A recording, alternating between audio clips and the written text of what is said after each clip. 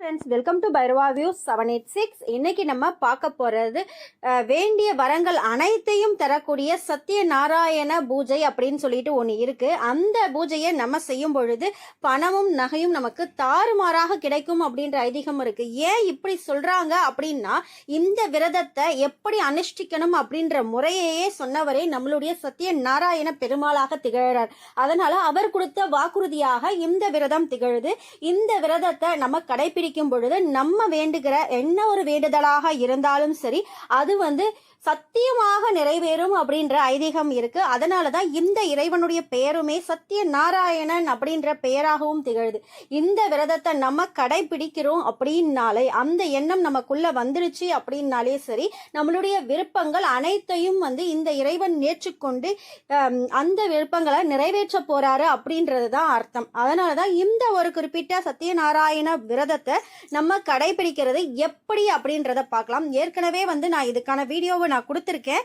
இந்த சத்யநாராயண பூஜையே குழந்தை பாக்கியம் கிடைக்கணும் அப்படின்னா என்ன பண்ணணும், சஷ்டி விரதம், அடுத்தது ஒரு சில பரிகாரங்களும் சேர்த்து சத்யநாராயண வழிபாடுகளையும் பண்ணணும் அப்படின்ட்டு நான் ஒரு வீடியோ கொடுத்திருந்தேன். அதுல நிறைய பேர் கமெண்ட் பண்ணியிருந்தீங்க, நம்ம அந்த சத்யநாராயண பூஜை சுலபமாக எப்படி செய்யணும் அப்படின்னு சொல்லிட்டு. அதுக்கு அந்த சத்யநாராயணருடைய கதையை கேட்டாலே புண்ணியம் அப்படின்றது இருக்கு. அந்த கதையை கேட்கும் பொழுது நம்ம வேண்டக்கூடிய விருப்பங்கள் அனைத்துமே இந்த இறைவன் ஏற்றுக்கொண்டு நம்மளுக்கு தருவாரு அப்படின்ற ஐதீகம் இருக்கு. அதனாலதான் பெரும்பாலான கோயில்கள்ல பௌர்ணமி தினத்துல, அடுத்தது புரட்டாசி மாதத்துல வரக்கூடிய சனிக்கிழமைகளில் இந்த சத்யநாராயணருக்கு அந்த கதைகளை எல்லாரும் சேர்ந்து ஒன்னா உட்காந்து கேட்கிற வழக்கத்தையும் வச்சிருக்காங்க. அதனால நிறைய பலன்கள் இருக்கு. அதுல ஒரு சில பலன்களை இந்த வீடியோல பார்க்கலாம். அடுத்தது இவருக்குரிய காயத்ரி மந்திரம் ஒன்று இருக்கு. எந்த ஒரு மந்திரத்தை நீங்க நினைச்சு எந்த வேண்டுதல வைக்கிறீங்களோ அது உடனடியாக நிறைவேறும் அப்படின்றது இது சத்யநாராயணனே கொடுத்த வாக்கு. அதனால உங்களுக்கு எந்த ஒரு ஐயமும் இல்லாம இந்த வழிபாடை நீங்க செய்யலாம். இது புதுசா வந்த வழிபாடு கிடையாது. தலைமுறையாக நம்மளுடைய முன்னோர்கள் செஞ்சுட்டு வந்த விரதமாக இந்த சத்யநாராயண பூஜை திகழுது. சத்யநாராயணருடைய விரதம் கொஞ்சம் கடுமையான விரதமாக இருக்கு. ஏன்னா நம்மளுடைய பிரச்சனைகள் அனைத்தும் தீர போகுது அப்படின்னும் பொழுது அந்த பூஜை பண்ணக்கூடிய வழிமுறைகளும் ரொம்ப பெருசு. அதனால அந்த விரத முறையை நம்ம தவிர்த்துட்டோம். இப்ப நிறைய பேர் அந்த பூஜையை பண்ணிக்கிட்டு இருக்கிறோம்.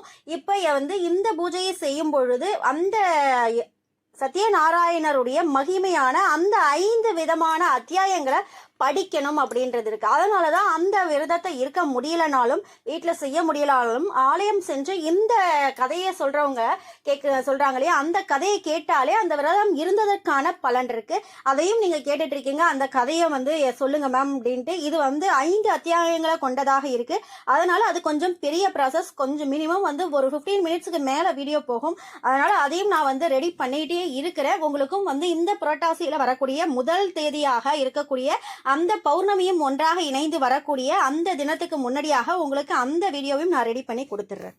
பெருமாள் பல ரூபங்களை எடுத்து நமக்கு அருள் பாவித்துட்டு இருக்காரு. அவற்றில் சத்யநாராயண உருவம் அப்படின்றது எல்லாத்துக்குமே உன்னதமாக திகழுது. அது ஏன் அப்படின்னு சொல்லிட்டா பார்த்தா, விரதங்களிலே இந்த விரதத்துக்கு மிகவும் சிறந்த இடம் இருக்கு. என்ன வேண்டுதல் நீங்க வச்சு கேட்டாலும் அது சத்தியமாக நிறைவேறும் அப்படின்றதுக்கு தான் இருக்கு. அதனாலதான் இந்த பூஜைக்கு பெயரு சத்யநாராயணன் அப்படின்ற பெயரால அழைக்கப்படுது. இந்த சத்யநாராயண பூஜையை விரதம் இருக்கிறோம் அப்படின்றது பல விதிமுறைகளுக்கு உட்பட்ட இருக்கு அப்படின்றது இருக்கு. இப்படி கடுமையாக அந்த விரதத்தை நம்ம இருக்கும் பொழுது வீடுகள்ல திருமணம் அந்த மாதிரியான சுப காரியங்கள் நடக்குது அப்படின்னும் பொழுது நம்மளுடைய முன்னோர்கள் கண்டிப்பா அந்த வீட்டுல சத்யநாராயண பூஜையை பண்ணிருக்காங்க. ஏன்னா அந்த வீட்டுல எந்த வீட்டுல சத்யநாராயண பூஜை நடக்குதோ அவருடைய உருவப்படம் வச்சு வழிபடுறாங்களோ அந்த வீட்டுல வளர்ச்சி, வெற்றி, மங்களம் இந்த மாதிரியான எல்லா சிறப்புகளும் கொண்டவங்களாக இருப்பாங்க அப்படின்றதுதான் அதற்கான தாத்பரியமாக இருக்கு. இந்த சத்யநாராயண பூஜையை நினைப்பவர்கள் தவிர மற்ற எல்லாருமே இப்ப நான் நினைச்சு அந்த விரதத்தை இருக்கிறேன்னா என்ன சார்ந்த எல்லாருக்குமே அந்த பலன்கள் கிடைக்கும். எங்க வீட்டுல யாரையாவது கூப்பிட்டு அந்த பூஜையில கலந்துக்கிறாங்க அப்படின்னா அவங்களுக்கும் அந்த பலன் போய் சேரும் அப்படின்றது இருக்கு. அதனாலதான் இந்த பூஜையில இருக்கக்கூடிய ஒரு விஷயத்துக்கும் ரொம்ப முக்கியத்துவம் இருக்கு. அதனாலதான் அந்த பூஜையில கலந்து கொள்றவங்க அந்த கதைகளை சொல்லி முடிக்கிற வரைக்கும் அங்க இருந்து போகக்கூடாது அப்படின்னு சொல்லிட்டும், அங்க கொடுக்கக்கூடிய பிரசாதம் இருக்கு இல்லையா, அதையும் வாங்காம போகக்கூடாது. போயிடக்கூடாது, அதை வந்து வேஸ்ட் பண்ணாம அதை வந்து தான் உட்கொண்டு தன்னுடைய வேண்டுதல்களை நிறைவு முடிக்கணும் அப்படின்றது தான் அந்த சத்யநாராயண பூஜையுடைய முக்கியமான தாத்பரியமாக இருக்கு. பொதுவாகவே வந்து குழந்தை பாக்கியம், திருமணம் நடைபெறுது, அப்புறம் ஒரு நல்ல வேலை கிடைக்கணும், இந்த மாதிரியான பிரச்சனைகளும் பண பிரச்சனை வந்து தீரணும் அப்படின்னாலும் ஒரு சிலர்களுக்கு அடிக்கடி நோய்வாய்ப்பட்டுக்கிட்டே இருப்பாங்க. எந்த ஒரு பிரச்சனையாக இருந்தாலும் சரி, இந்த சத்யநாராயணனை சரணடையும் போது நமக்கு அந்த பிரச்சனைகள் வந்து தீரும் அப்படின்ற ஐதீகம் இருக்கு. நம்ம செய்யக்கூடிய ஒவ்வொரு பூஜைகளுக்கும் ஒரு ஒரு பலன் இருக்கு. நம்ம ஒரு விரதத்தை தொடங்குறோம் அப்படின்னு சொன்னா ஒரு வேண்டுதலை வைப்போம். அந்த வேண்டுதலை வச்சு அடுத்தது அந்த வேண்டுதல் வந்து நிறைவேற வரைக்கும் அந்த வேண்டுதலை பண்ணிட்டு அந்த இறைவனுக்கு நன்றி செலுத்துவோம். ஆனா இந்த சத்யநாராயண பூஜை விரதம் நீங்க எடுக்கணும் அப்படின்னு சொல்லிட்டு நீங்க நினைச்சீங்கன்னா நீங்க வந்து உடனடியாக இந்த இறைவனுக்கு அந்த விரதத்தை வந்து செய்ய வேண்டிய அவசியம் கிடையாது. அந்த வேண்டுதல் நிறைவேறிய பிறகே வந்து இந்த இறைவனுக்கு நன்றி செலுத்தும் விதமாக நீங்க அந்த விரதத்தை நீங்க தொடங்கினா போதும் அப்படின்றதுக்கு. அப்படின்னா என்ன அர்த்தம்னா அந்த வேண்டுதல் உங்களுக்கு கூடிய விரைவில் நடக்க போகுது அப்படின்றதுதான் இதற்கான தாத்பரியம். அதனால சத்யநாராயண விரதத்தை அப்ப நீங்க அவரை நினைச்சு நீங்க சொல்லி வைக்கக்கூடிய அனைத்து வேண்டுதல்களும் சத்தியமாக நிறைவேறும். எந்த ஒரு வரையறையுமே கிடையாது. எல்லா பிரச்சனைக்கும் ஒரே மருந்து அப்படின்னு சொல்லிட்டு கேட்டா வந்து சத்யநாராயண விரதம் அப்படின்னு சொல்லிட்டு ஈஸியா சொல்லிடலாம். அதுக்கு அந்த கதையும் இருக்கு, நிறைய நாமாவளிகள், அஷ்டோத்திரம் எல்லாமே இருக்கு. ஒரு குடும்பத்துல ஒருத்தவங்க வந்து இந்த சத்யநாராயண விரதத்தை செய்யறாங்க, பூஜையை வந்து அனுஷ்டிக்கிறாங்க அப்படின்னா அவங்களுடைய தலைமுறையாக இந்த சத்யநாராயண பூஜையை செஞ்சதற்கான பலனுமே அவங்களுக்கு கிடைக்கும். இப்ப அந்த சத்யநாராயண விரதத்தை நம்ம தொடங்குறோம் அப்படின்னா நம்ம எடுக்கக்கூடிய அடுத்த பிறவி, அடுத்த எத்தனை ஜென்மம் எடுத்தாலும் சரி, இந்த சத்யநாராயண பூஜையை இந்த பிறவியில நம்ம செஞ்ச பூஜைக்கான பலன் வந்து நம்ம எடுக்கக்கூடிய அனைத்து பிறவிகளிலும் வந்து அதற்கான பலன் கிடைக்கும் அப்படின்ற ஐதீகமும் இருக்கு. அதனாலதான் இந்த சத்யநாராயண விரதத்திற்கு மிக வந்து சிறந்த இடம். இப்ப ஏன் இந்த சத்யநாராயண விரதம் வந்து தொடங்குச்சு அப்படின்னு பார்த்தா, ஒரு முறை நாரதர் வந்து 3 உலகத்தையும் வந்து சுத்தி வராரு. அங்க வந்து போகும்போது ஒவ்வொருத்தவங்க ஒவ்வொரு பிரச்சனையில இருக்காங்க. எல்லாருக்குமே வந்து சந்தோஷமான வாழ்க்கை கிடைக்கல. ஒவ்வொருத்தவங்களுக்கு ஒரு பிரச்சனைகள் இருக்கு.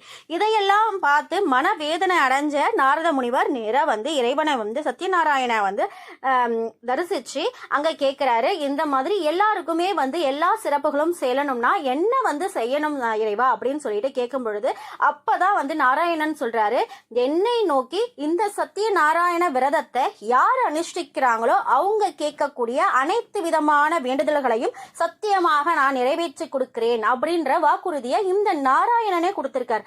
அதுதான் இந்த விரதத்திற்கான முக்கியத்துவமாக இருக்கு. அதனாலதான் விரதம் இருக்க முடியலனாலும் பரவாயில்ல, அந்த 5 அத்தியாயங்கள் கொண்ட அந்த கதையை படித்தாலோ அல்லது அந்த கதையை கேட்டாலுமே முழு பலன்கள் கிடைக்கும் அப்படின்றது இருக்கு. இப்ப வாங்க முக்கியமா அந்த காயத்ரி மந்திரம் என்ன அப்படின்றத பார்க்கலாம்.